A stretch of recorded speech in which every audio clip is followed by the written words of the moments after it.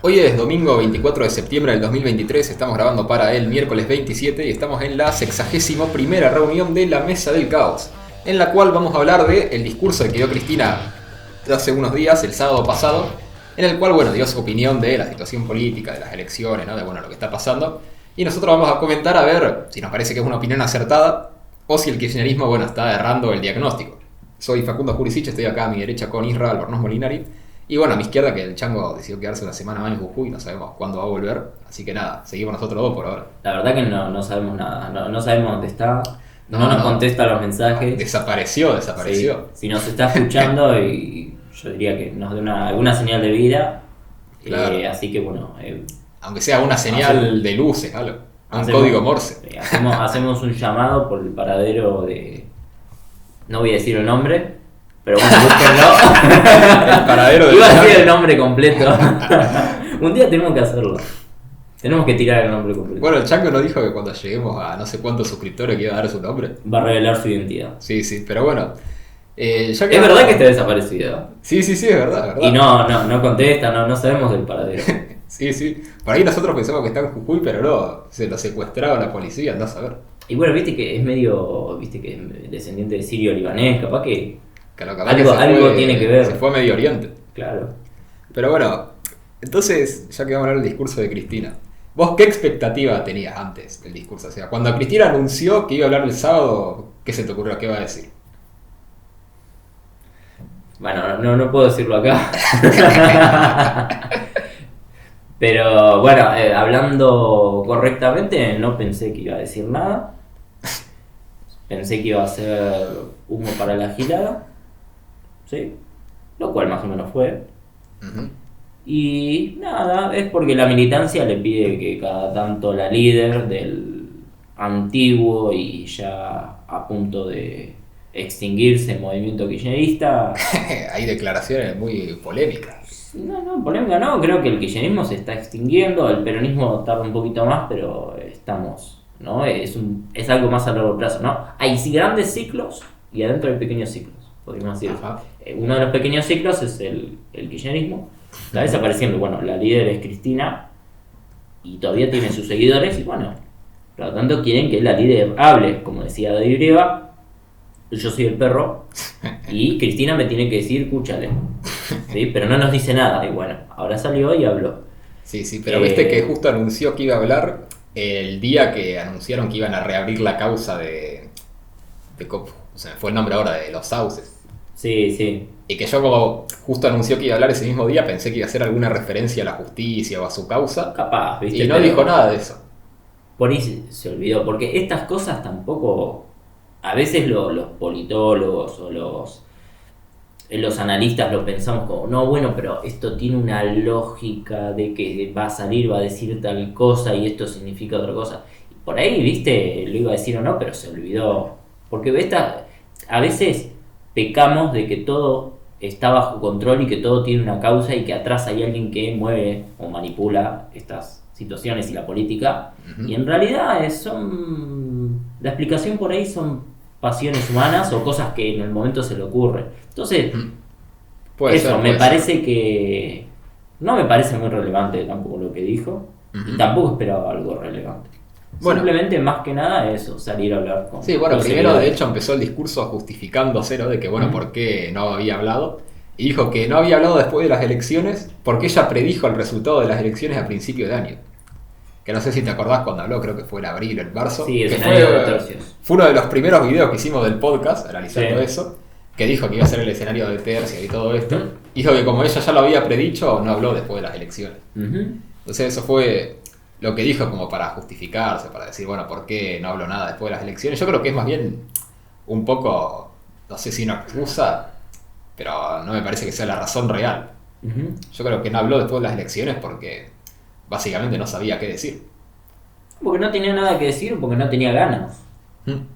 Así de simple. Cristina ya se está yendo de la política. Sí, hablando en serio. Sí. Casi cuando lo que le dijo a los sindicalistas que no se iba a ocupar de sus nietos, yo no estoy para criar nietos, ¿te acordás? Sí.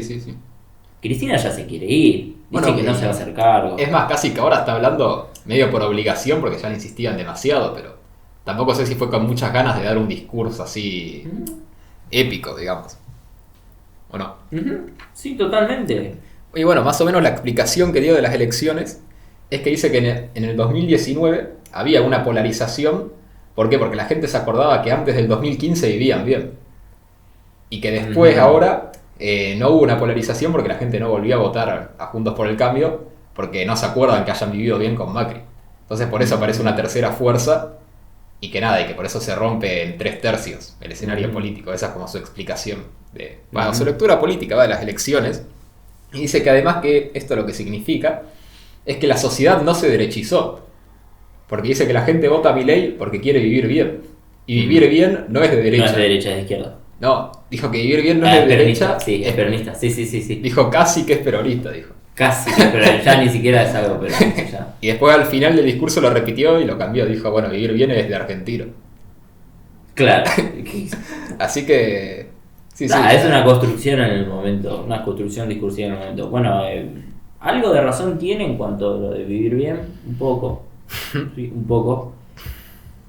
Pero bueno, yo creo que es parte de la verdad. La otra verdad es que Cristina tiene un piso.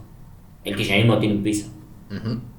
Entonces no es simplemente porque la gente vivía bien o vivía mal, sino que Juntos por el Cambio no tiene tan piso tan estable. O sea, es el anti-kirchnerismo, sería el piso. El problema es que ahora, si aparece otra fuerza, ese piso puede ser ocupado por otro, ¿no? Sí. Y además que está el tema de que es cierto que la gente quiere vivir bien y hay una decepción, pero yo creo que un poco sí que podemos decir que se derechizó la sociedad o que se hizo más liberal. Depende de lo que es derecha. Claro, porque si fuera así que votaran cualquier tercera fuerza que aparece, ¿no? Con Esperanza, tendríamos que preguntarnos por qué no creció la izquierda, por qué no creció Randazzo o Schiaretti, ¿no? O por qué no creció Moreno, o por qué no crecieron otras propuestas y justo creció Milei, ¿no? Y que de hecho todas estas otras propuestas de tercera fuerza, no solo que no crecieron, sino que bajaron. O sea, Schiaretti sacó menos de lo que sacó Lavagna hace 4 años, el Frente de Izquierda sacó menos que hace 4 años, Moreno sacó, no sé si menos, pero lo mismo que hace 2 años, o sea, no es que creció tampoco. Y el único que creció fue Milei, o sea que yo creo que es cierto que la gente quiere vivir bien, pero interpreta que va a vivir bien si se hacen ciertas cosas, no es solo un vivir bien, pero bueno, voto al que me parece. Pasa que, bueno, ¿viste? Siempre los líderes tienen esta costumbre, ¿no? Como de construir los conceptos. Ajá. Construyen los conceptos y una vez que tienen todo construido y clasificado, ahí te atacan. Tiene que ver con la falacia del hombre de paja. O sea, construyen un hombre de paja para después atacarlo. Entonces te dicen, bueno, vivir bien es, no te dice de izquierda, pero es de peronista, o es de más o menos peronista, o es de argentino, y vivir mal es de derecha. Pero primero tienen que construir eso, ¿no? Sí, todos los políticos tienen esta cuestión. Igual lo vi como una construcción muy débil, ¿no? Totalmente. Hay algunas construcciones que son más fuertes, no sé, el nazismo. Bueno, claro, sí, pero sin ir tan lejos, yo creo que la pero Cristina... es la misma práctica. Claro, pero yo creo que la Cristina del 2011 habría dicho, sin ninguna vergüenza, ¿no? Vivir bien es de peronista. Y ahora medio que ya dice, no, vivir bien, bueno, casi que es de peronista. Después dice, no, bueno, es de argentino. O sea, como que ya incluso en el propio discurso de Cristina se nota como esta debilitación del kirchnerismo, me parece a mí. Sí, Cristina ya hace un tiempo había dicho que Perón era medio como un facho o algo así. Había deslizado. Pero bueno, es esta cuestión de que a Cristina le gusta y al kirchnerismo le gusta más la figura de Evita. Sí, siempre le gustó más Evita, sí. Que Perón. Por ahí no Néstor. Néstor es más peronista, él decía, nosotros no somos kirchneristas. A nosotros nos dicen kirchneristas, pero nosotros somos peronistas. Sí. Pero bueno, es parte de esta... Sí, bueno, básicamente dio como esta lectura de las elecciones y después empezó a defenderse. Yo lo que noto también con Cristina, cada vez que hablo últimamente, es que es como que está muy a la defensiva. O sea, como que está todo el rato defendiéndose de sus decisiones o de las cosas que hace, ¿no? Porque empezó diciendo, después de esto, ¿no? Dijo, bueno, que me criticaban, que yo veté las PASO, que no querían el dedito que elija, no sé qué. Y ahora me dicen, bueno, qué bien que elegiste, porque si hubiéramos ido a las PASO con Scioli y con Guado, Milei no habría sacado 30, estaría mucho más arriba. Entonces como que noto que siempre intenta defenderse de decir, bien, yo tomé la decisión correcta. Y no sé si eso es incluso como un cansancio personal, ya de tantos años, ya, bueno, 15, 20 años, ¿no? De estar expuesta ahí a la primer plana de la opinión pública, ya incluso un cansancio personal de tener críticas, de tener que tomar decisiones, lo que vos decís, ¿no? Que ya quiere irse, ya está. Entonces, Y aparte que ve que como movimiento popular mm, está quedando a un lado. ujú, Yo creo que se defiende, ¿sabes por qué también? Porque se está dando cuenta, porque creo que Cristina sí tiene visión política. ujú. Como por ejemplo predecir lo del escenario de tercios. Bueno, ya muchos sabíamos esto, pero tiene visión política. Sí, sí. ¿Qué es lo que pasa? Que está viendo que se está quedando del lado de lo que ella considera que es la derecha. O sea, del Por lado lo de menos, la casta, va. sí, e incluso sí, bueno, le pone nombre, pero la derecha en el sentido de los conservadores que están en el poder, no conservadores filosóficamente, sino los conservadores que están en el poder, como el antiguo régimen, Sí, sí, que es corrupto. que quieren evitar los cambios. Exacto. Y que quieren evitar los cambios que son una casta enquistada ahí, una élite, una oligarquía. Hay diferentes nombres, ¿no? Ujú. Pero eso, está en la posición esa y que el movimiento popular, porque me vas a decir que no ve lo que hace Milei, que después lo vamos a charlar, lo que hace Milei en Corrientes. Bueno, sí No que lo ve. estaban los discursos, los videos estos de Corrientes que fue Milei y estaba la Sí. gente saliendo ahí en auto, caminando, No lo poniendo ve. el himno versión cumbia, viste, cantando ahí Milei. O sea, no lo ve, ella ve todas estas cosas. Ellos están Bueno, sí. pendientes de los diarios, lo que pasa, ¿no? A no ser que le pasen como el diario de Irigoyen, viste, el diario con todas las noticias falsas. Bueno, pero ella Pero no creo, busca no creo. por a ver, hay Twitter, demás, Ah, sí, hoy en usa día. las redes, así Sí, hoy que en día uno se entera se da fácil. cuenta que hay que como movimiento popular la gente está en otro lugar. Y es más, no es que está en otro lugar, está en el hondo contrario.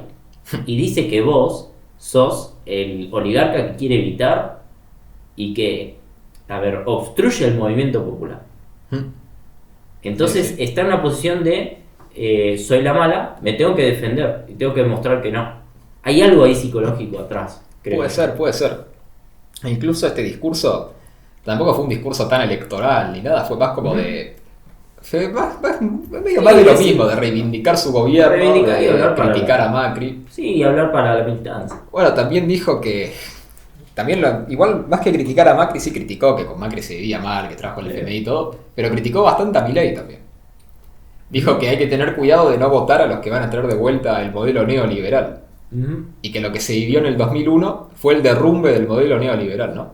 ujú. Que básicamente fue uno de los ejes del discurso, ¿no? Que dice, bueno, lo que dicen siempre los kirchneristas, que el modelo neoliberal empezó el 24 de marzo de 1976, o sea, con el golpe de Estado, Ujú.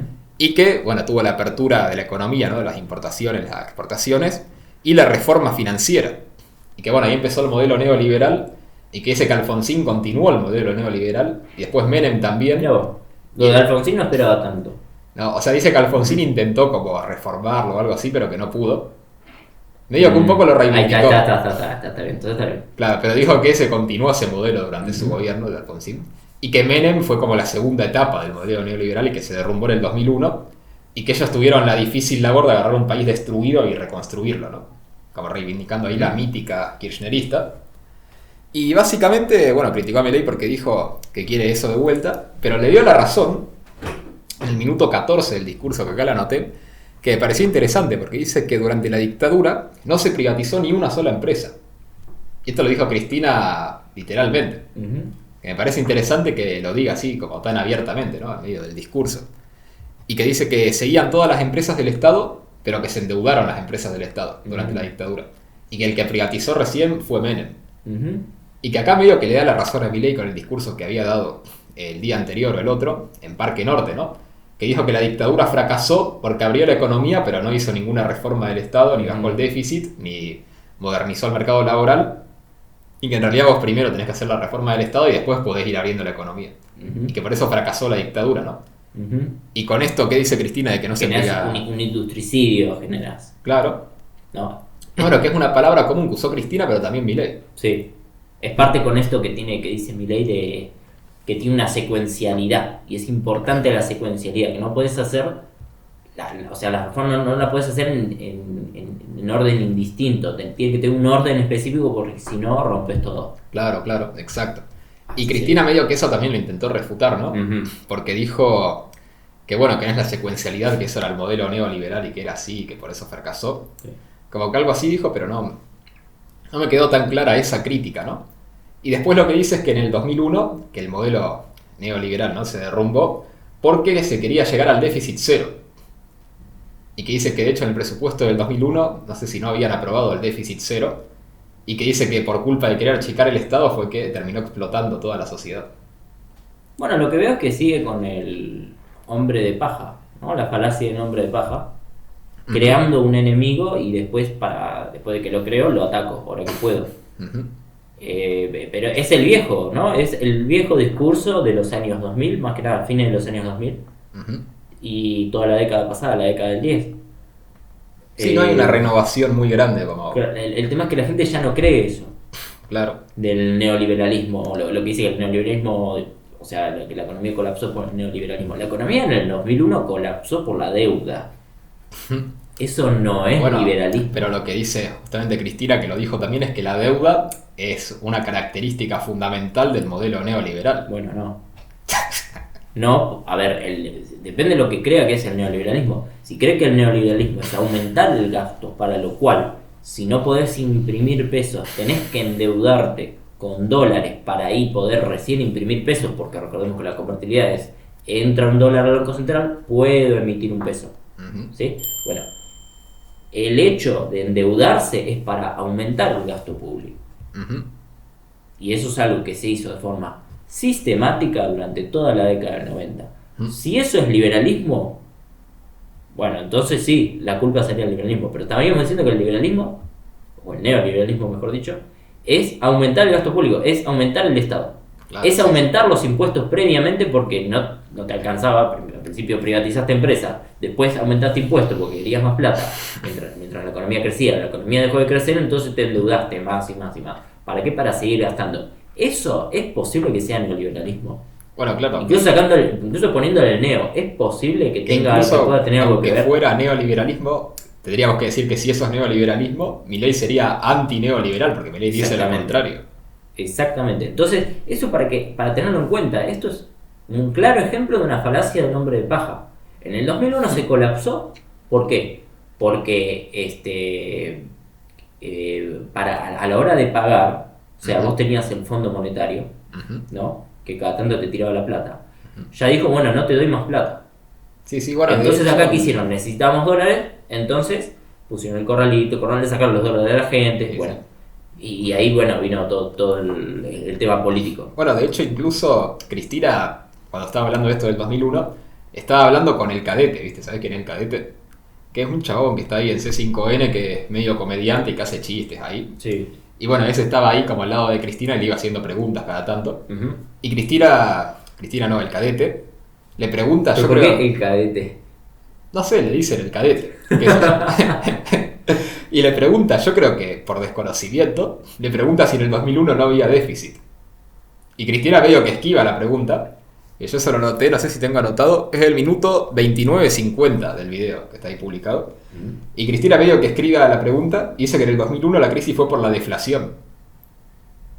Y que dice que el problema es que el modelo neoliberal te puede generar hiperinflación o deflación y que las dos cosas te llevan a la crisis. Entonces no sé si eso tiene demasiada consistencia teórica. También habló de que... No, porque ahí lo que está mezclando es la imposibilidad de devaluar frente a una convertibilidad y tipo de cambio fijo, como era el peso en los 90, el peso dólar en los 90, el 1 a 1. Frente a la imposibilidad de devaluar, entonces te dice que vos dejás de ser competitivo, por lo tanto... se incentiva la importación, se funden las empresas del interior, las cuales echan trabajadores y si no pueden echarlos, le van rebajando de a poco los sueldos, pero como eso se hace de forma muy gradual porque el mercado laboral es inflexible, dada por las leyes la ley laboral, ¿no? La carta de labor de Mussolini, que es una copia de las leyes laborales de acá. ¿Qué es lo que pasa? Que los empresarios se ven, para poder competir, obligados a vender cada vez más barato y eso te genera una deflación. Sí. O sea, obvia todo lo que está atrás. Claro. Bueno, pero todo esto va igual con un sentido discursivo, ¿no? De generar un discurso, un diagnóstico o una visión de la historia. ¿Por qué? Porque Cristina lo que dice con esto es que el problema no es el déficit fiscal. Que dice que en realidad vos tenés que... Bueno, dice que todos los países del mundo tienen déficit fiscal, ¿no? Sí, algo que está mal. Claro, pero dice que no tienen hiperinflación. Pero ella ni dice que nada. está bien. Claro, ella dice que eso te demuestra que está bien. Un argumento un poco incluso, un poco gorila, podríamos decir, ¿no? Sí. El mismo argumento que te podría dar, no sé, Macri diciendo, todos los países de Europa hacen esto, entonces está bien. Bueno, pero es el argumento contrario al argumento del propio Néstor. Ujú. Néstor ganó las elecciones con una de sus premisas, uno de sus puntos, era terminar con el déficit. Y la culpa de los 90, del problema, fíjate que en aquella época, 2003, él decía que él ya se consideraba una vertiente un poquito más de izquierda del menemismo, o como algo más de izquierda del menemismo, pero como contrario, pero peronismo en sí, Ujú. pero sí un poco más a la izquierda que el menemismo, se consideraba ya en 2003. Sí, sí.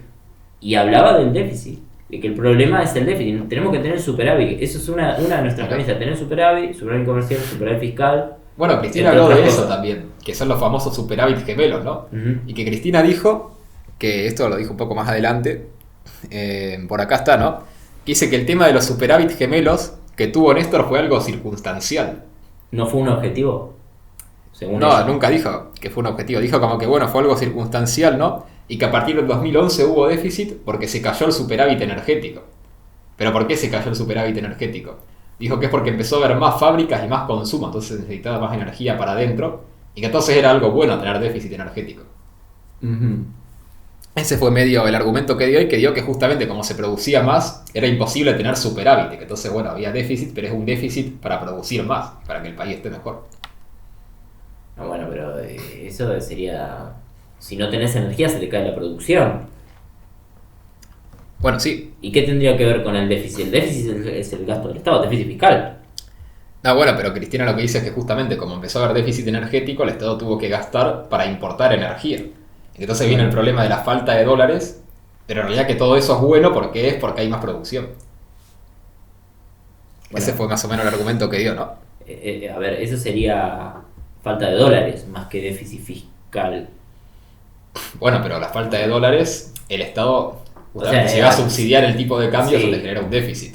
Para Cristina, obviamente, te va a decir que hay que subsidiar el tipo de cambio. Sí, ese es el problema de mezclar argumentos. Acá lo que se dio, el problema de la falta de energía fue que a Repsol, antes de la estatización, le fueron sacando los pozos para explorar, no le permitían explorar, al punto de que Repsol, porque ¿qué pasó? Que el kirchnerismo agarró una YPF dirigida por Repsol que exportaba, Claro. ¿sí? Exportaba gas, petróleo, o sea, energía, ¿viste? Porque Sí, tenía sí. diferentes secciones. Bueno, exportaba, producía, se autoabastecía Argentina y exportaba. Le fueron sacando los pozos para explorar. Entonces Repsol, YPF, se quedó solamente con la explotación. ¿Qué pasa? Que se fueron, se fueron terminando, y al punto de que, bueno, tuvieron que importar. Pero el tema es por qué no le permitiste explorar. Bueno, también habló de eso. Había algo atrás, que en realidad el fin último era tener una excusa para poder expropiarlo. Bueno, también habló de eso Cristina. De hecho dijo básicamente eso, lo dijo que ellos cuando agarraron el país, que estaba todo privatizado, que no había nada público, entre esas cosas YPF, Repsol, y que Repsol, como era una empresa privada y no le importaba el bienestar del país, dejó de explorar pozos petroleros, dijo. Por sí sola. Claro. Y dijo que entonces, por eso empezó a haber déficit energético y ellos se vieron obligados a expropiarla para dirigirlo al interés nacional. Ese fue el argumento que dio, pero que vos decís que en realidad les prohibieron explorar los pozos. Sí, porque les tiraban abajo la adjudicación de las zonas donde iba a explorar. Sí, sí. Porque supuestamente eso lo tenía que hacer también el Estado, necesitabas, como siempre, viste, ciertos permisos, Ah, sí, las concesiones. claro, y le fueron tirando abajo. Sí, que igual además es un argumento medio extraño, porque YPF llevaba privatizada más de 10 años, y en todos los años anteriores venía creciendo la producción, no bajando. Ujú. Entonces sería raro que... Exploraban. Claro, De entonces, hecho- pero por eso sería raro que de repente... No, toma. Ah, no, No, sí. Sería raro que de repente, no sé, dé un giro de 180 grados la empresa y diga, no, bueno, ahora dejo de explorar porque sí. YPF, antes de ser privatizada por Menem, Ujú. no autoabastecía, no había autoabastecimiento. Ujú. Y fue Repsol la que exploró y logró el autoabastecimiento. Y con el kirchnerismo todo se revirtió. Sí, sí. Entonces ahí hay algo que me dice que por qué no exploraba. Ujú. Entonces tenés que ver eso. Claro, bueno. O sea, hay una medida estatal ahí que no te deja. No, claro, claro. Bueno, eso Cristina lo reivindica, ¿no? Obviamente. Dice que todas las estatizaciones fueron buenas, critica las privatizaciones, dice, bueno, que fue vender al país, y bueno, todo eso que dicen. Y habló de que todo eso se debió a una casta, que es la casta de economistas, dice. Como que también está como este intento de resignificar los conceptos de Milei, ¿no? Como intentar darle su interpretación. Y dice que después de que se terminara la dictadura, que vino la casta de economistas a gobernar la Argentina, y que le decían a la política... Alzogaray. Claro, por ejemplo, Arzogaray, y que le decían a la política que no se puede hacer lo que quieres, que hay que mantener cierto equilibrio fiscal, que hay que hacer ciertas cosas, y que esa fue la causa del derrumbe del 2001. Hay que gastar lo que se tiene en lugar de endeudarse o emitir. Y que, bueno, justamente dice que el gran logro de Néstor fue liberarse de la casta de economistas, y que por eso Néstor decía, el economista de mi gobierno soy yo. Y que dice que eso fue un gran logro porque así se pudo usar todos los recursos del país para desarrollar las políticas del Estado. Bueno, ahí hay un paralelo, ya que los medios relacionan a Milei con Hitler, con los nazis, yo voy a relacionar al kirchnerismo con los nazis, porque esto lo decía Hitler. A ver, ¿cuál es la economía? Si yo te hago una pregunta, ¿cuál es la economía de la Unión Soviética o del socialismo o del marxismo-leninismo? Vos más o menos podés entender cuál es el fin económico, cuáles son las premisas o qué es lo que busca, ¿no? Que tienen un modelo económico, ¿no? Ajá. Ahora, y si te pregunto, ¿del nazismo cuál es? Teóricamente, ¿cuál es? No, teóricamente, no sé, te puedo decir lo que hicieron en la práctica. Sí, pero por el lado de los socialistas sí tenés una teoría. Tenés el capital, tenés cosas económicas. Sí, sí. Tenés una estructura económica, Marx hablaba de la estructura económica, tenés algo económico, pero de los nazis no tenés. ¿Por qué no tenés? Porque Hitler mismo decía que nosotros no tenemos. Ajá. Que lo importante, o sea, para nosotros la economía no es importante. Esto lo decía en mi lucha. Ajá. Para nosotros la economía no es importante. Lo importante, porque pasa que nosotros no creemos en la ciencia económica. Creemos que es necesario, que por encima de esto está la política, y que la política, de acuerdo a las necesidades de la población, las necesidades del partido, del Estado, etcétera, ¿no? Del Reich, debía actuar, y nosotros no tenemos una línea política. Entonces, una línea económica. Una línea económica. Nuestros fines son políticos, y la economía es una cuestión de ponerla al servicio de la política. O sea, no creemos en una ciencia económica. Claro, claro. Bueno, esto... Es más o menos. Bueno, esto podemos trazar una relación igual, ¿no? Porque vos fijate que el kirchnerismo, ¿dónde está su base teórica, su justificación teórica? En la obra de Ernesto Laclau. Y Ernesto Laclau, que es un filósofo argentino, ¿no? Un teórico político, ¿de dónde saca la mayor inspiración de su obra? De Carl Schmitt. Y Carl Schmitt, que era un teórico que durante mucho tiempo apoyó el nazismo. Y fue que parte de hecho, del partido nazi, sí. Sí, que de hecho fue parte del nazismo. Sí, fundó creo que era conservadurismo alemán, algo así. Y que una de las cosas más importantes que hizo en su obra fue esto de trazar la distinción, ¿no? De amigo y enemigo, que es lo que después toma Ernesto Laclau, ¿no? Y que es también lo que el kirchnerismo toma para decir, no, bueno, la oligarquía y el pueblo y todo esto.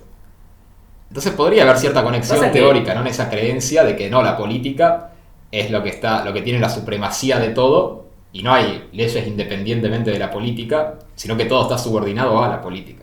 Sí, es no tener una escuela económica. El peronismo sí tenía algo. El peronismo es verdad que habla de subordinar la economía a la política, es verdad que habla de algo de eso, el peronismo. Pero tenía ciertos lineamientos. Hablaba, por ejemplo, escuchás la marcha peronista, dice combatiendo al capital. O sea, hay ciertas cuestiones de la economía que están mal. Bueno, pero vos fijate también el peronismo con esta idea que tenía, ¿no? De la justicia social y de la alianza entre clases, estaba reconociendo que hay cosas que la política no puede cambiar. El peronismo te decía, bueno, siempre va a haber clases desiguales porque así funciona el capitalismo. Entonces nosotros desde el Estado vamos a intentar que eso sea justo. Pero ya estaban reconociendo que hay ahí una base que no es modificable por la política.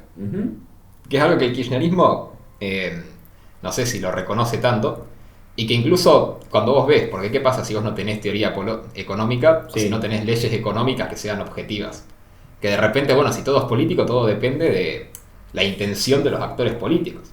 Y vos fíjate que del kirchnerismo toda la crítica que le hicieron a Macri es que él llegó al Estado para enriquecerse a él y sus amigos. O sea, el problema no es que si la economía estaba bien o mal, o si una medida te podía servir o no, basándote en una teoría económica, sino que ya el problema en sí es la intención del que gobierna. O sea, es como esto llevado a su máxima expresión, ¿no? De que la economía es simplemente, algo que la política va haciendo, pero que no tiene ninguna ley objetiva. Y de hecho esto Cristina lo dijo explícitamente, porque en el minuto, acá tengo anotado los minutos, ¿no? En el minuto 28 con 10 segundos, Cristina cita a Mises y Hayek, que son dos de los autores. Sí, que son dos de los autores que más cita Milei, ¿no? Para explicar todo esto del libre mercado que él defiende. Y bueno, dice que Mises y Hayek, no me acuerdo bien la palabra que usaba, pero bueno, como que se equivocaron o como que estaban mal, porque decían que hay leyes de la economía que la política no puede modificar. Y que eso no es así, decía Cristina. Bueno, a ver... Entonces lo dice explícitamente, ¿no? ¿Crees que te lea acá algo de lo que decía Hitler? ¿No? A ver. En 1922, por ejemplo, esto es textual, dice la historia, lo que decía Hitler, ¿no? La historia mundial nos enseña que ningún pueblo se ha convertido en grande a través de su economía, pero un pueblo puede perecer por ella, ¿no? Ajá.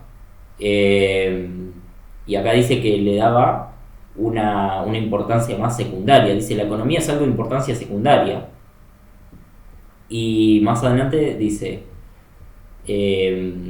por ejemplo, que Hitler llegó a culpar a los gobiernos alemanes previos, desde Bismarck, por su economicismo y por haber subyugado la nación al materialismo, dando primacía a los sectores económicos más que a los etnoculturales o territoriales. Sí, yo creo que en esta idea de la supremacía de la política hay un punto en común. Sí, la negación de la economía como ciencia. Claro, porque si hablamos como ciencia hablamos de no una realidad, pero... Bueno, sí, una realidad, o sea que hay cosas objetivas, reales, que podés ver su relación y sacar leyes universales. Claro, eso. Las teorías científicas, esto para que quede claro, ¿no? Las teorías científicas son interpretaciones de la realidad, ¿no? O sea, hay una realidad, pero la ciencia, más que decir lo que es real y lo que no, trata de hacer leyes para poder interpretar esa realidad y va adaptándolas, ¿no? A través de cierto método científico. Toda la ciencia, sea ciencias duras o ciencias sociales. Bueno, acá hay una negación de que puede ser conocido lo real o puede ser interpretado. Hay una negación de eso. Bueno, pero vos fíjate que también esto es algo muy del kirchnerismo, ¿no? De reducir los problemas económicos a cuestiones de poder. ¿Y qué es el poder? El objeto fundamental de la política, ¿no? Sí. O sea que es como, bueno, ¿por qué suben los precios? No, porque hay grupos de poder que hacen subir los precios, por ejemplo, ¿no? O cuál es el problema de la economía, ¿no? Bueno, que el Estado tiene que tener el poder para poder sacarle a los que tienen y darle a los que no tienen. O sea, como que siempre se reduce a una cuestión de poder y que, bueno, justamente lo que decimos, ¿no? De que reducir las cuestiones económicas a simplemente algo más de la política, ¿no? Algo más del poder y de decir, bueno, el Estado tiene que poder hacer esto y tiene que estar gobernado por gente que tenga la intención de dirigir la economía en este sentido. Entonces se va a poder hacer. Es sofismo, ¿no? Los sofistas, ¿no? Lo bueno y lo malo es la voluntad del más fuerte. Lo justo es la voluntad del más fuerte. Lo que está atrás de lo bueno es alguien poderoso, nada más. Y si otra persona es poderosa, o sea, toma poder, antes era mala, pero se convierte en buena. ¿Sí? Y que la historia la escriben los que ganan, ¿no? Eso te está diciendo que atrás está el poder. Esto es posmodernidad. Podemos decir que es posmodernidad, ¿no? Bueno, es la materialización, la cara de lo posmoderno, ¿no? El pensamiento posmoderno, para que se entienda, ¿no? La diferencia entre la posmodernidad y podemos decir la modernidad o lo premoderno, ¿no? Sí. Esto bueno, y el kirchnerismo tiene mucho de eso también. Igual interesante, ¿no? Ver cómo incluso en un discurso podés entender lo que está atrás de la persona, lo implícito. Sí, en un discurso de coyuntural, ¿no? De la situación, ya solo viendo lo que dice una persona, podés ver su forma de pensamiento y los fundamentos filosóficos que hay atrás, ¿no? Sí, a ver, lo posmoderno es una época, ¿no? La posmodernidad. Podemos decir que empezó con Nietzsche, bueno, ahí. Bueno, filosóficamente sí, como época, ¿no? Bueno, pero es la época del progresismo. Sí. ¿No? Es lo que inaugura el progresismo. Si hay un producto del progresismo posmoderno, porque tenés el progresismo moderno también, ¿no? Sí, bueno, el progresismo actual. Claro, por lo menos. Si hay un producto de la posmodernidad, es el progresismo actual. Entonces, ahí está, ahí podemos clasificar. No, sí, bueno, que es lo que defiende el kirchnerismo, ¿no? Vos a un kirchnerista le decís, vos sos progresista, y no te va a decir que no, te va a decir que sí. Entonces, bueno, ahí tenés como toda la clasificación. Después, por decir algunas cosas interesantes más que dijo Cristina, ¿no? Dijo que con el kirchnerismo se dio el único periodo de la historia argentina que llegó a haber 3 gobiernos del mismo partido político consecutivos. Que llegaron a terminar su mandato, porque dice que con Irigoyen llegó el 3er gobierno consecutivo, pero no pudo terminar. Entonces, bueno, eso es cierto, es interesante. Yo lo tomo como un signo más de que estamos viviendo cierto cambio de época en la Argentina, ¿no? A ver, desde el voto, desde el voto secreto, porque claro, en la época del PAN... Claro, sí. O sea, desde que hay... Sí, desde 1916, ¿va? Sí, desde la ley Sáenz Peña. Claro. Yo lo tomo como un cambio, como un signo más de que estamos en un cambio de época, ¿no? Porque vos fijate, 3 gobiernos consecutivos, ¿no? Con voto universal, secreto, todo eso. Después tenés un gobierno que no sale reelecto, que es algo que tampoco había pasado nunca. Ahora un gobierno peronista que seguramente no va a salir reelecto, también algo que no había pasado Un gobierno nunca. No peronista que terminó su mandato. Y ahora un gobierno peronista que no va a salir reelecto. O sea, vos fíjate que son todos acontecimientos que no se habían dado nunca. Peronismo unido. Porque, ¿qué pasó? Que en el 2015, cuando ganó Macri, no estaba unido. Claro, también, sí. Entonces ahí está el punto. Bueno, sí, que Massa lo apoyó a Macri en su momento. Ese es el tema. Yo lo tomo como algo interesante. O sea, el peronismo pierde estando unido. Y la oposición no está unida y gana uno de los opositores. Sí, eso es muy, muy interesante. Algo que nunca se había dado. Obviamente que Cristina lo dice como reivindicando su gobierno, ¿no? De, mira, nosotros somos los únicos que llegamos a gobernar 3 veces seguidas. Pero me pareció interesante esto, como que es un cambio de época. También lo citó Duhovne. Porque citó el video este famoso de Duhovne, no sé si lo viste. Que Duhovne dice que no, que cuando asumieron el país no estaba endeudado, ¿viste? Cuando asumió Macri, que dice, no, el país no estaba endeudado, las familias no estaban endeudadas. Como citando, mira, acá está Duhovne, dice que el país funcionaba todo bien hasta que llegó Macri. Bueno, Duhovne no dice eso, pero es verdad que había menos deuda. Pero no. Lo que pasa es que era deuda en pesos. Sí. O sea, no había deuda en dólares, pero había mucha deuda en pesos. Sí, podés no pagarla. Bueno, lo que pasa es que tiene consecuencias no pagarla. Bueno, pero eso no le importa. Bueno. Eso no les importa. Nos importa a nosotros. Ay, sí. Pero a la política no les importa mucho. No les afecta tanto. También, criticando a Milei, dice que no se puede hacer un ajuste del 15% del PBI. Porque dijo que el 13% del gasto público son jubilaciones, sueldos, subsidios y básicamente cosas esenciales que no se pueden tocar. ¿Y el 87% restante? O sea, el 13% del gasto público del PBI, ¿entendés? O sea, el Estado ¿cuánto gasta en términos del PBI? Un 40%. Bueno, el 13% son cosas que no se pueden tocar. Y dijo que en total el gasto público es del 17%. Que eso no sé de dónde lo sacó. Creo que se refiere al gasto público del Estado Nacional. Y que dijo que las provincias y los municipios no se van a poder tocar también. Entonces dijo que es imposible hacer el ajuste del 15% del PBI. Dijo que además en Argentina el problema es que se cobran muy pocos impuestos. ¿Por qué? Porque dice que vos te fijás los ingresos públicos como porcentaje del PBI. Y en Argentina, ¿cuántos ingresos tiene el Estado como porcentaje del PBI? Un 32%. Sí. Y dice que, por ejemplo, en Italia es un 50%. Y que en los países nórdicos también es como 50%. Un poco más, ¿sí? Y bueno, dice en todos los países europeos está casi en el 40 o arriba del 40, por ahí, ¿viste? Dice que entonces Argentina tendría que aumentar los impuestos y que es falso que la presión fiscal sea alta. Ahora vos fíjate, yo esto lo estaba pensando, ¿no? Porque justo antes de eso, Cristina decía que otro de los problemas del país es que la mitad de la economía está en negro. Y que en realidad, vos si tomás ese dato, que es cierto, ¿no? En realidad más. Si no contás a los monotributistas. Claro, o más, pero digamos que es la mitad, ¿no? Que está en negro, que no se paga impuestos. O sea, la mitad del PBI no paga impuestos. Entonces, si vos ves que los ingresos públicos son el 32% del PBI, pero solo la mitad está pagando impuestos, en realidad la presión fiscal es el doble. O sea, la presión fiscal, ¿qué sería? Del 64% del PBI. Sí, para los que están en blanco, sí. Exacto. Entonces vos ahí ves que... Para los sectores más productivos. Claro, para los sectores más productivos, para el motor de la locomotora de la economía. Sí, para los que pueden estar en blanco tienen que pagar un 64% del PBI, y que ahí vos ya ves que en realidad no es tan bajo como dice Cristina, porque es mucho más que en cualquier país europeo, y que incluso los países europeos tienen un PBI más alto y que tienen más plata para poder pagar un porcentaje más alto, mientras que acá se dificulta más. Y que justamente, de hecho, la razón por la que la mitad de la economía está en negro es porque no puede soportar una presión fiscal del 64%. Entonces, me pareció interesante porque incluso solo con lo que dice Cristina uno puede sacar que no es así tanto como dice ella. Y que yo creo que la base de la falacia está en que ella muestra los datos de los ingresos públicos como porcentaje del PBI, no de la presión fiscal. Pero cuando muestra esos datos dice, bueno, ingresos públicos es igual a presión fiscal. Y entonces ahí dice, no, la presión fiscal es baja. Es tomar cualquier cosa, leer los datos así nomás, sin tomarlo como corresponde. A ver, no se puede ajustar. A ver, la obra pública sí se puede ajustar. Se puede hacer privado. Bueno, sí, de eso no habló. También las transferencias discrecionales también. Sí, sí. Bueno, ya ahí recortaste un montón. Bueno, sí, pero viste que siempre te vienen con las jubilaciones, la salud, todo eso, y decir no se puede. No, eso no es necesario tocarlo. Claro. Pero bueno, si vos ves los números, sí se puede hacer. Sí, Ese es sí. el tema. No, claro, es está otra el vez, tema. otra vez es construir este hombre de paja, ¿no? Es una construcción para después criticarlo. Claro.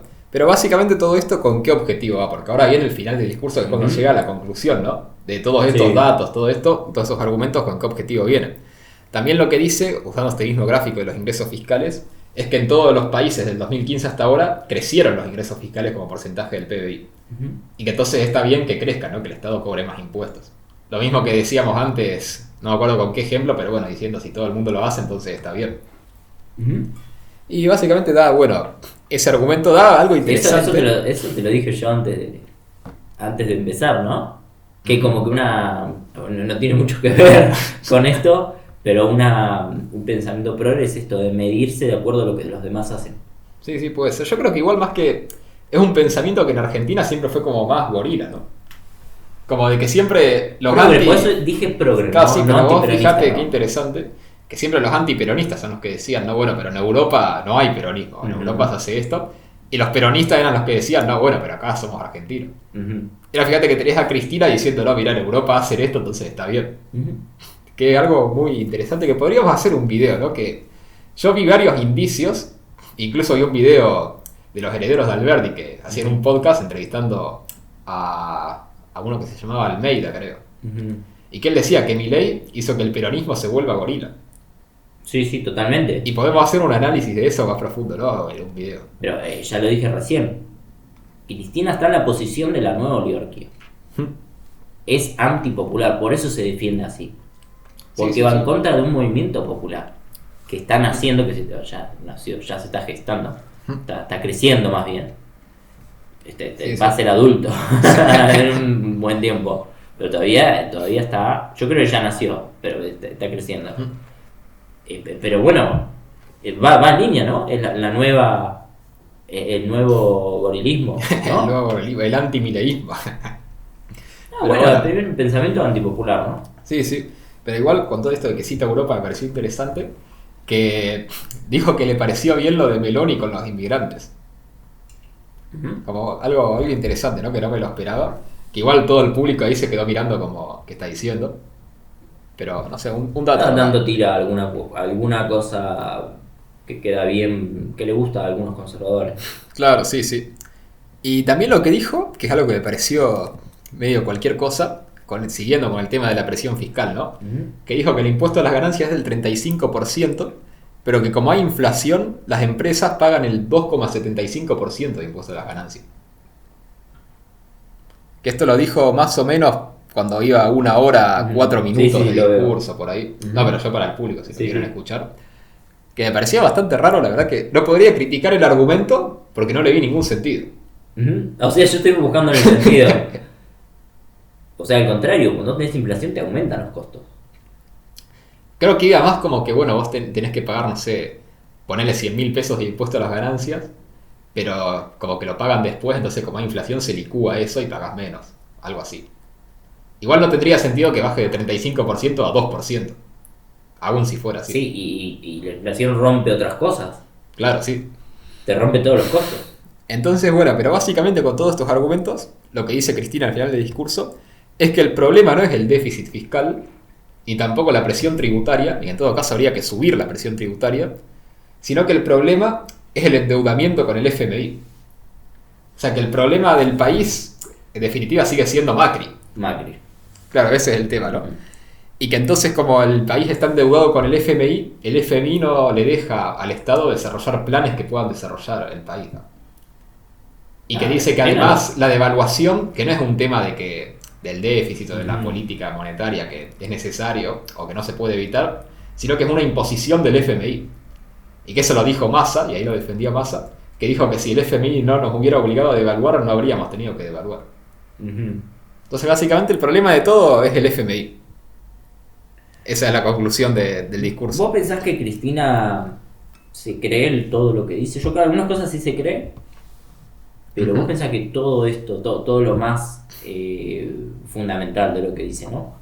Y lo más controversial, podemos decir polémico, o las grandes falacias, porque ahora ya el discurso económico cambió. O sea, nadie dice que el problema es que los impuestos están bajos. Nadie es racional, ¿no? Bueno, Cristina sí. Bueno, Cristina sí.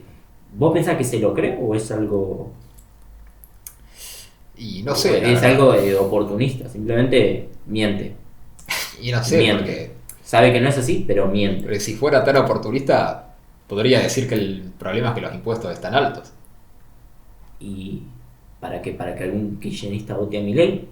¿En un balotaje? No, pero para hacer como el kirchnerismo renovado, que hicieron autocrítica o algo así. Yo pensé que se cree todo esto. Y no sé si todo, pero yo creo que la mayoría sí que más o menos se lo cree. ¿Vos decís que no? No sé, porque sería de una ingenuidad muy grande. Aunque puede ser, pensándolo bien, hay mucha gente que, como Alberto, ¿no? Que se muestran capaces. Antes de ser presidente se mostraba más capaz de lo que se ve ahora. Sí, sí. Y en realidad son completamente incompetentes. Quizás Cristina es muy competente para hablarle a la gente, para que la gente les guste, para hacer que la gente les guste lo que dice. Sí, pero no es economista. Pero después, ni economista, pero tampoco también es incompetente para elegir economistas. Bueno, pero es que justamente también se rodea de economistas que le dicen todo esto, ¿no? Bueno, pero yo no soy economista, pero sí sé algunas cosas. Si vos sos una persona grande que está en política desde hace mucho tiempo, que fuiste senadora, que fuiste constituyente de la Constitución del 94, tenés que saber ciertas cosas y decir, bueno, pero voy a escuchar a este porque por ahí me dice otra cosa. No lo hace Cristina. Por lo tanto, se cree. Habló de la reunión que tuvo con Melconian. Sí, hace mucho. Sí. Pero básicamente... Pero Melconian... Sí, bueno, igual básicamente dijo como que quería hacer otro modelo neoliberal y que estaba mal. Sí. Y también de paso lo criticó Melconian diciendo que en el 70 y algo, que fue cuando estatizaron la deuda de las empresas, ¿viste? Que estaba Cavallo al frente del Banco Central, que dice que Cavallo estatizó la deuda en pesos, pero Melconian estatizó la deuda en dólares.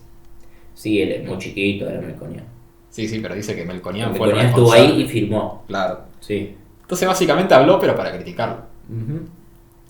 Y no sé, para mí puede ser que se lo crea, porque además Cristina lleva ya muchos años y, digamos, era factible que se creyera todo su discurso durante su gobierno, ¿no?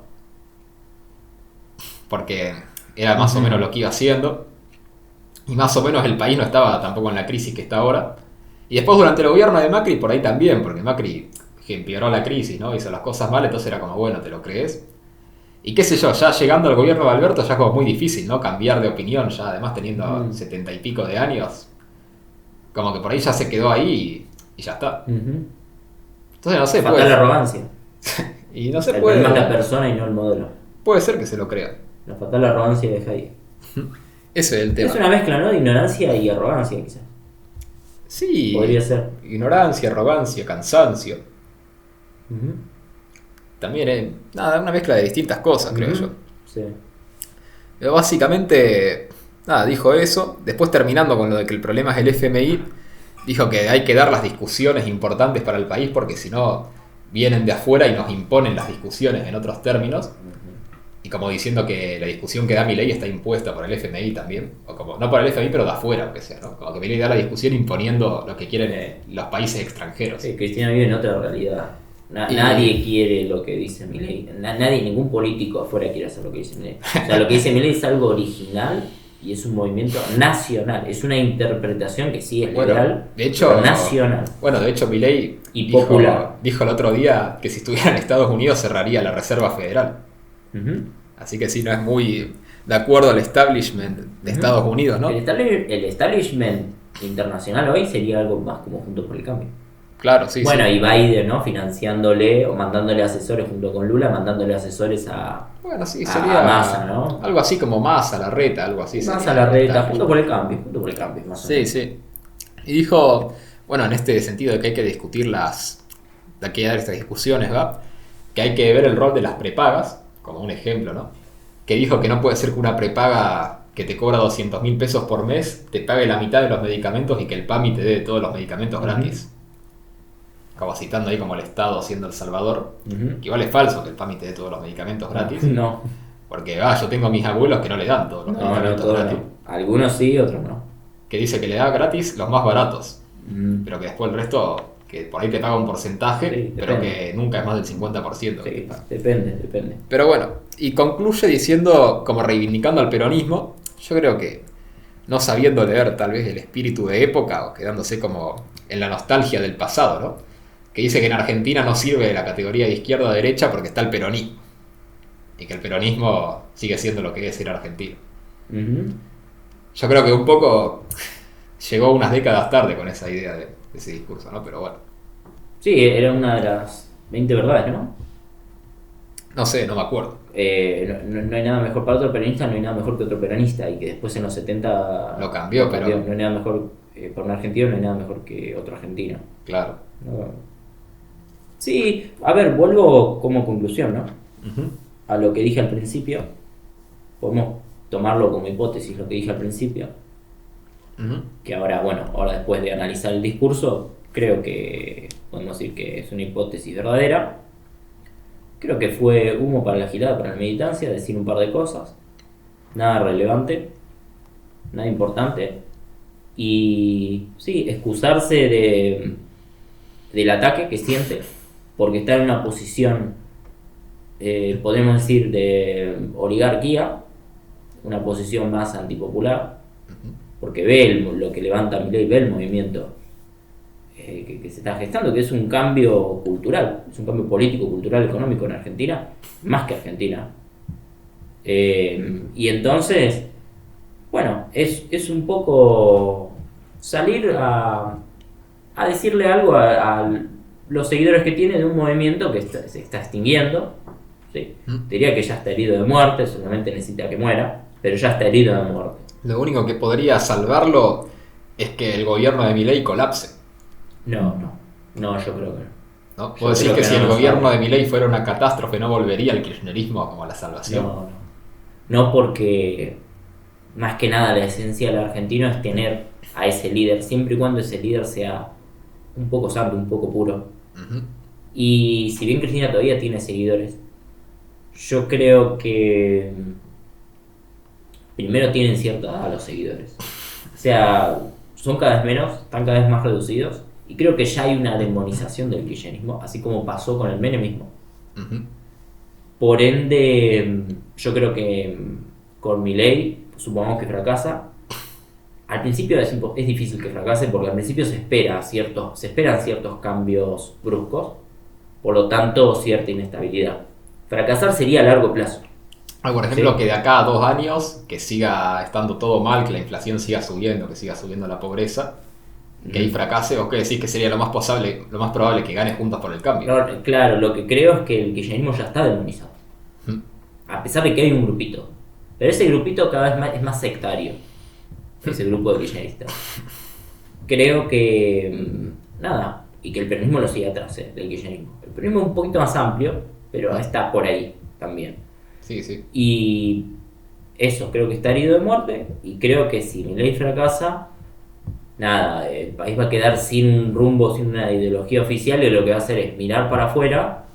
Y eso es Juntos por el Cambio. Claro. Es una mezcla de socialdemocracia con alguna rigurosidad en cuanto a los gastos. Sí, sí, un poco más de institucionalismo. algo así. Preguntarle al Fondo Monetario qué hago, no sé qué hacer. Eso va a hacer. Sí, sí. Seguridad, cosas muy puntuales, sí. Mm. Eso continuaría. Un poco de abolicionismo también va a haber, pero también un poco de garantismo. Ujú. Entonces, Casi, sí, de mano sí. dura, ¿no?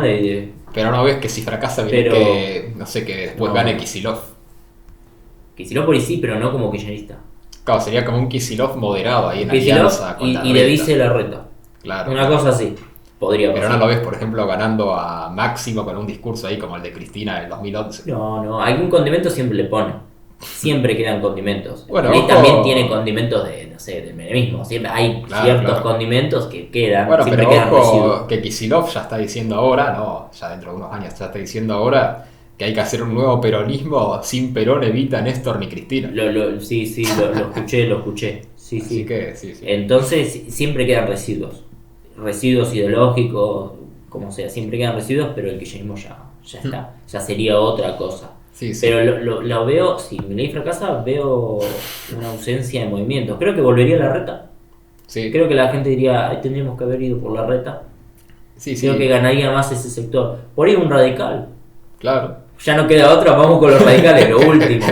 Y creo que si todo eso fracasa, recién ahí podríamos hablar de algo más de izquierda.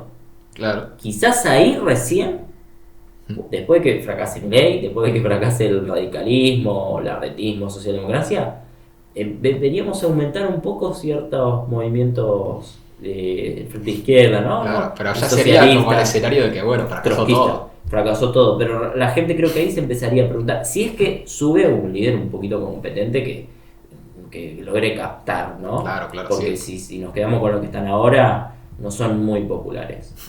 Tendría que subir a alguien que tenga un poquito de cerebro. Sí. Puede ser, No, puede no ser. sé si Manuela Pero- Castañera Bueno, o del Caño, Castañera- alguien un poquito Pero entonces, inspirador. podemos decir que este discurso de Cristina básicamente es más como para los nostálgicos, ¿no? Del Sí, viejo para su kirchnerismo. militancia, como dije al principio del programa, creo que Sí. se cumplió lo que dije en el sentido de era para la militancia como para la gilada. Sí. Es más como, No hay mucho para sacar. casi que da la sensación como del discurso de cierre del kirchnerismo, ¿no? Como el discurso final. Sí, a mí me da otra sensación más que un discurso final, porque un discurso final me suena a un discurso de despedida que suelen ser muy épicos Ujú. o muy nostálgicos, yo diría como lo que es una despedida, ¿no? Algo, no sé, la despedida de los Beatles en la terraza, ¿no? Tocando el Claro, último sí, video, sí. el último tema, Sí. que después la policía tenían prohibido, la policía va y le cobra las multas, todo. Ujú. Como algo épico. Y no, yo veo que quizás Cristina vuelva a aparecer en otro discurso después. Ujú. Pero todos cada vez más irrelevante. Claro. Cristina cada vez que aparece se vuelve cada vez más irrelevante. Entonces vemos como estertores. Bueno, sí, ¿te acordás cuando habló a principio de año? Que yo creo que tuvo mucha más repercusión de cuando habló ahora. Claro, son estertores, son como que de a poco, como la muerte de una ideología. La muerte de un movimiento. Podemos decir entonces, para cerrar como con una frase, ¿no? Como el sentimiento que deja este discurso, Ujú. es como una luz que se va apagando. Exactamente. Una luz que se apaga. Ahí está, Eso ahí es lo que está. se ve. Una luz. Podemos se cerrar con esa frase que quedó ahí épica. No sé si querés decir algo apaga. No, más. ya está. Así que bueno, básicamente si quieren resumir en una frase eso, una luz que se apaga, eso nos parece que es el kirchnerismo, aunque sea tal como está simbolizado en este discurso. Así que bueno, acuérdense que si les gustó el video que pueden dejar me gusta, comentar, suscribirse, nos pueden ayudar donando un cafecito que está el link acá abajo en la descripción, que así nos pueden ayudar a dedicarnos a esto más profesionalmente. Y acuérdense que estamos también en Instagram y TikTok, que estamos subiendo videos cortos, ¿no? Con fragmentos de estos episodios. Así que bueno, nos pueden seguir por todas esas redes sociales y sin nada más que decir, nos estamos escuchando.